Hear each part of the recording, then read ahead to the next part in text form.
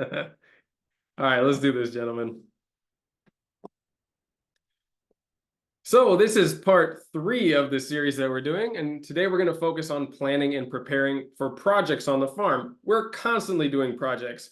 In fact, I'm pretty sure Alberto is in the middle of one right now. So this is relevant for everybody.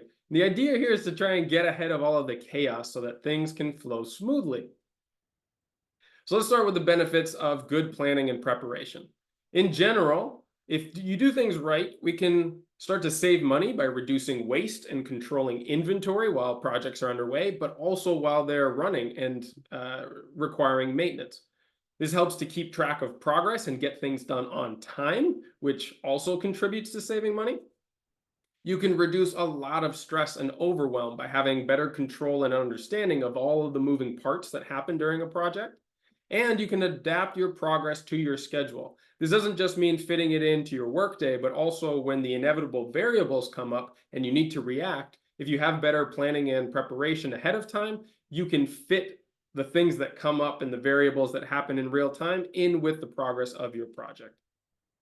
So let's talk about the difference between large and small projects. And I have my own definition for the sake of this webinar. We're going to talk about large projects as those that require you to obtain resources that you don't yet have. This could be financial resources, materials, or tools. It could be help in the form of employees or outside support. But crucially, as we were just talking with Tobias, this could also be permission or regulatory permission, which is very relevant here in Europe. And small projects are ones that you can do yourself with the resources that you already have at your disposal. You're in control of the pace and the way in which they get implemented. So we'll go over those two differences. I'm not going to focus too much on large projects because it really does require outside consulting in most cases these days.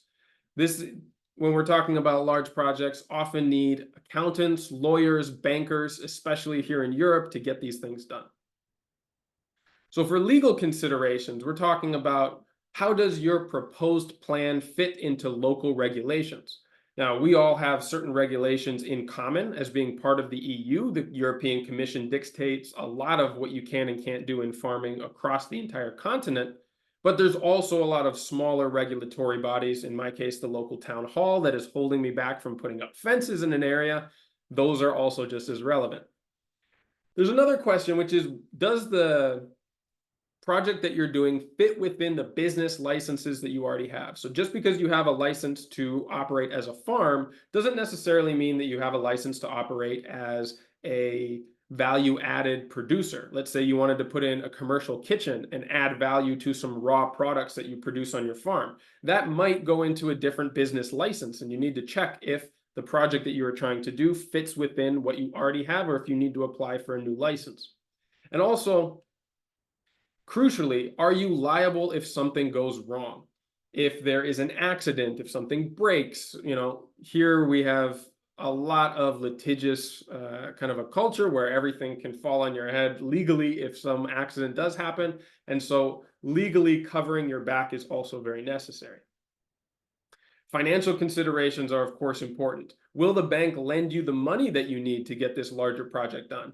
And not just the startup costs. Everybody thinks, okay, this is what it costs to do the project. And many people forget to think about the ongoing and the periodic maintenance costs. If you don't consider those when you get started, you might complete a project perfectly well, but then be left without money or operating capital to make sure that it actually runs and functions. And also, under what conditions and variables can you get access to that loan or whatever other conditions that you're borrowing resources from? Are there grants and are there subsidies available?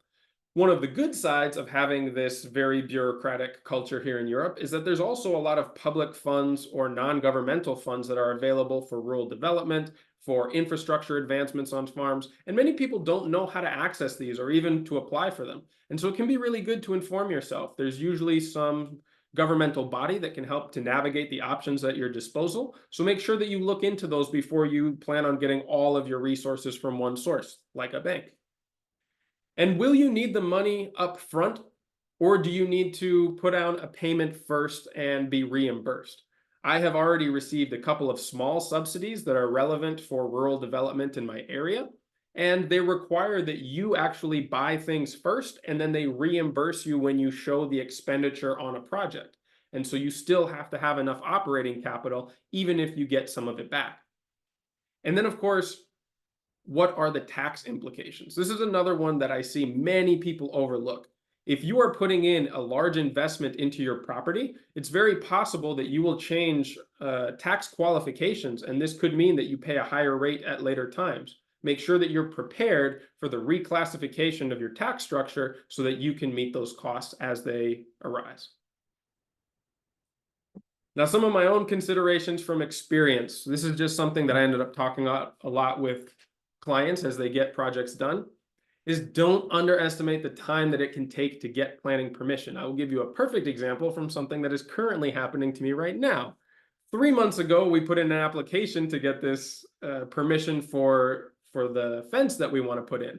My partner called 2 days ago, and based on the response that the local government gave her, I'm pretty sure they didn't look at it until she called back. And so we are currently waiting for them to maybe review the thing that we were supposed to have an answer on by now.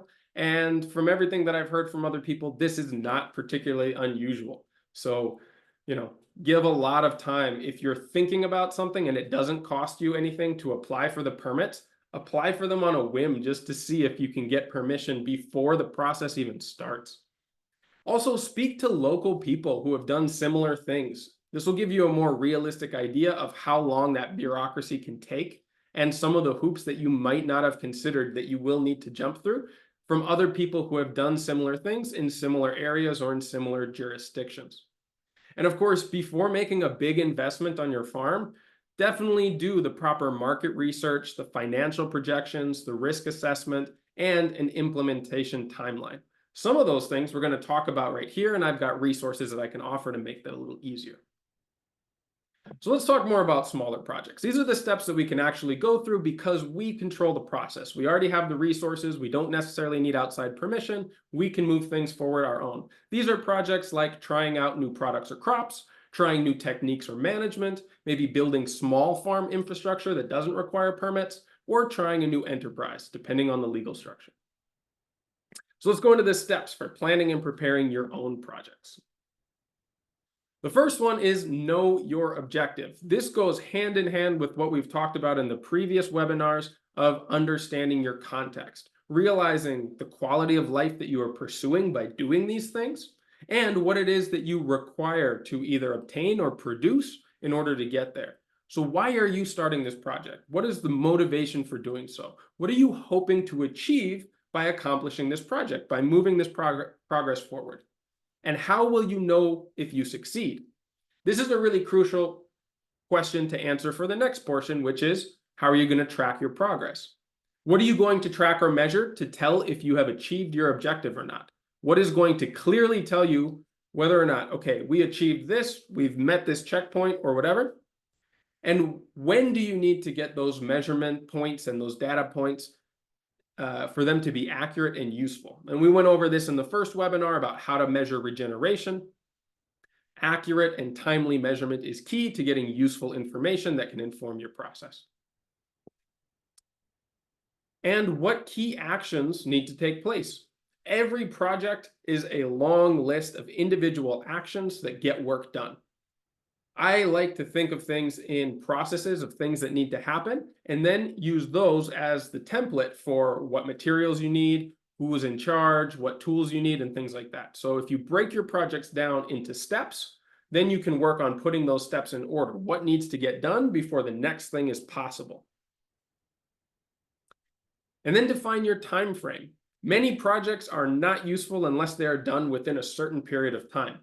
For each action, there should be a time frame for completion. You can't just let it draw on indefinitely.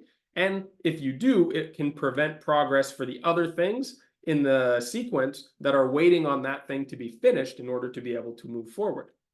And it can be tricky because not all actions have clear time frames, whereas some are time critical. They absolutely have to happen here. For example, seeding a crop in the spring. If you miss the window in which there's moisture on the ground and the temperatures are right for germination, you're probably not going to get another chance for the rest of the season. So Time critical things are usually what I orient project planning around.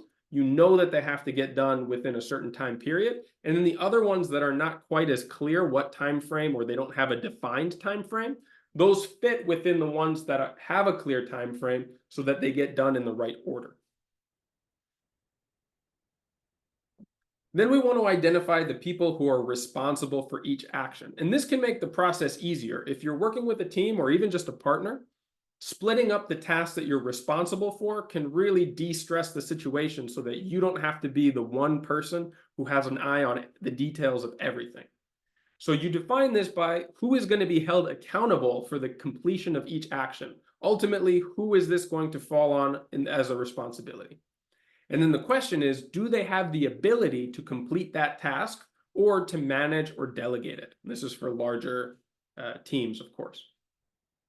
Once you've defined that person, it can be easier then to work with them to figure out what tools and materials are required for each action.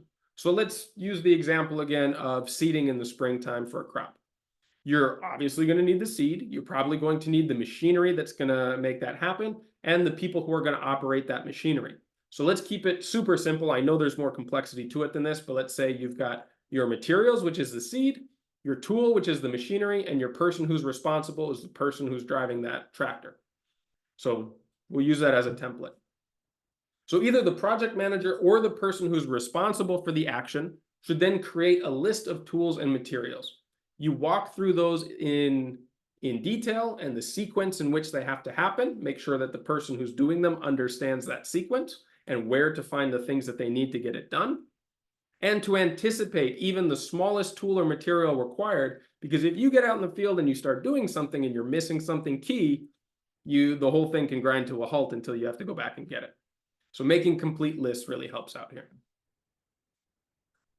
And then create a budget. Let's assume that you don't necessarily have all of the things that you need right at the beginning. And so a material budget, a tool budget, maybe it's fuel that the machinery is consuming. Maybe it's the cost of seed as per our analogy. So for each tool or material, you either mark that you have it and ideally where it is in case that's not clear, or that you need to acquire it, in which case you can look up prices or possibly even borrow it from a neighbor or another source to keep costs down. And then, of course, make sure that you have all the tools and the materials before the time frame for each action starts. Because just because an action has a time frame doesn't mean it has a clear start date. For example, the seeding of a crop in the spring, there's usually a range that it is safe to plant within. So you might mark one date, but there's a massive storm and the fields are too wet to bring the machinery out into. And so you have to work somewhere else out in that range for it to be appropriate. All of that can be tricky to navigate, but so much more difficult if you don't have your tools and materials and your people responsible ahead of time and are scrambling to get them together when it's already almost too late. Once you've got your budget, then you can schedule and communicate each step with those people so that things happen the way that you've planned them. So either the project manager or the person responsible for the action should create that list of tools and materials. You walk through those things, and then you get to the execution part. And by then, with this type of preparation, things should flow pretty well. And as per our program, we try and make this as simple as possible by putting out templates that walk you through each one of these considerations and steps. So in this one, our project planning and cost calculations, you put a name of a project, the objective of the project, the metrics being tracked, and the measurement dates so that you don't miss those windows to get accurate information. We can coordinate this with the experiments like we talked about in the last webinar, so you can have your hypothesis of outcomes, and then a list of key actions, the time frame in which those actions need to happen, the people who are responsible, and then a list of materials and the budget for each of those. And then there's always a space for notes, because no matter how detailed the template is, there's always unique circumstances and things that are worth making clear. There might not be a special box for. And from the last program, we actually had people who would print these out and post them on their wall in their office so that everybody in their team could go and reference them and check things off as they moved through the progress on a project. It makes it really easy to communicate with everybody you're working with. The other aspect that makes this really useful is our template for a project calendar. And I've got this one filled out because I use all of this stuff myself. I actually really like the simple templates because there's, really robust project planning software and apps that I'll get to in a second. But oftentimes just keeping it really simple is more helpful for people like myself. And this one I put together for the implementation of my tree nursery. And a lot of these things are actually a little bit farther behind schedule than I would like them to be. But I know that because they're clearly marked out in these 3-week segments, for each of the seasonal months in which I'm including them so that they get done within the time frame in which they're useful for me to advance that project. And by having them color coded like this, it's really easy for me to just pass by the calendar, look at it and say, okay, this is the little week strip that I'm in. This is what needs to be done this week, and just work on those. And like I mentioned, there's a lot of digital tools. So if you want to expand the detail and the coordination in which you work with your team, there's a lot of digital tools. Like Google Calendar is one that I use quite a lot, especially when scheduling online calls, because the link is right there and I can just click it. But there are others like Asana and Trello. Notion is quite a complex one, which I know is good for people who are good at programming and can add a lot of customization to. ClickUp is the one that Climate Farmers as a team uses for the company. Smartsheet and Monday I don't have personal experience with, but others have recommended to me. And Milanote is the one that my partner and I use because she uses it to coordinate her graphic design. Have I got you guys back? Yes, you're back. Okay, the storm picked up, and so I got kicked off. I will jump back in where I left off.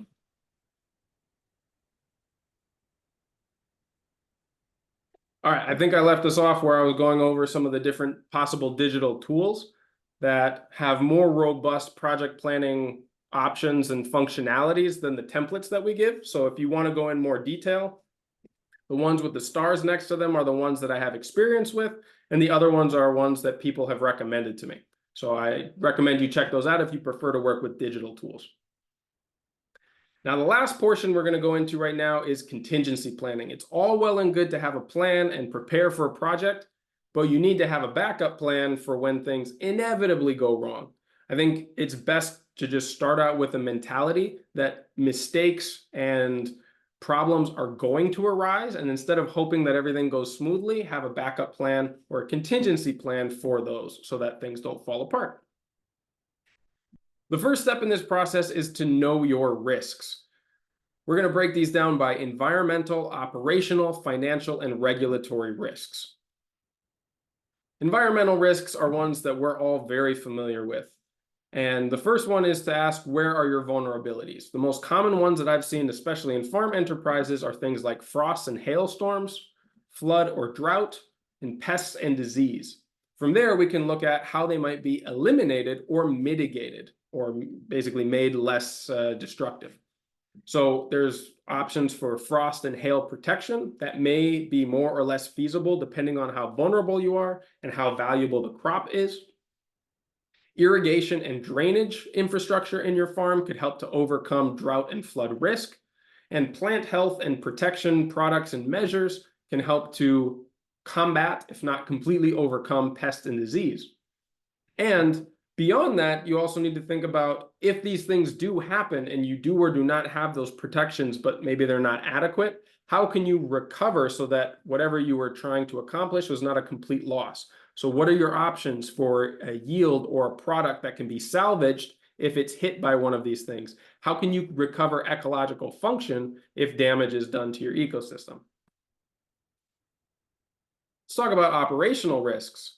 So there's things like equipment failure, labor shortages, and supply chain disruptions. And under each one of these, there are ways of making them less risky and taking out the possible downsides from these. So for equipment failure, maybe regularly maintaining and servicing your equipment so that if something is starting to fail, you can get on top of that before it becomes an issue. Keeping spare parts and tools on hand, training staff on basic equipment repair so that there's not a bottleneck with one person having to fix everything, and coordinate use. So maybe you have a limited number of tools on a farm and they're in constant demand. So making sure that there's always one available for when important work needs to get done.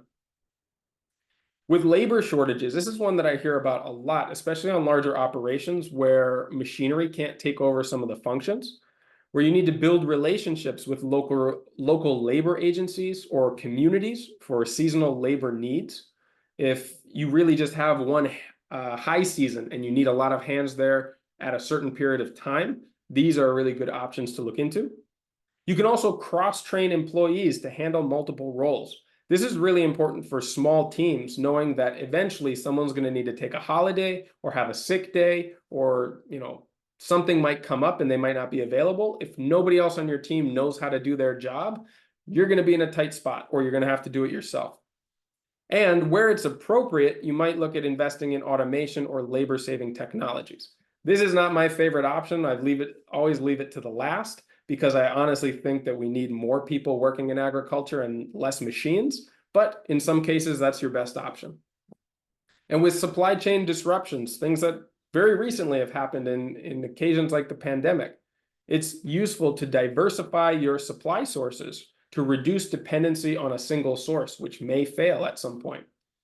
It's also good to keep a buffer stock of essential inputs and materials, things like seeds, fertilizer, feed, anything that you know you're going to need regularly.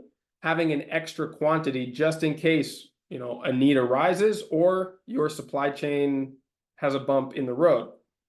And it's also important to develop relationships with local producers and cooperatives to share resources during shortages. Sometimes I've heard, especially with cooperatives, they have an extra amount of products that they know that their members are going to need. And by being able to buy in larger quantities can actually save money for those people that they serve. Financial risks. These are not unique to farms, but they're worth going over anyway. Things like unexpected expenses or running over budget.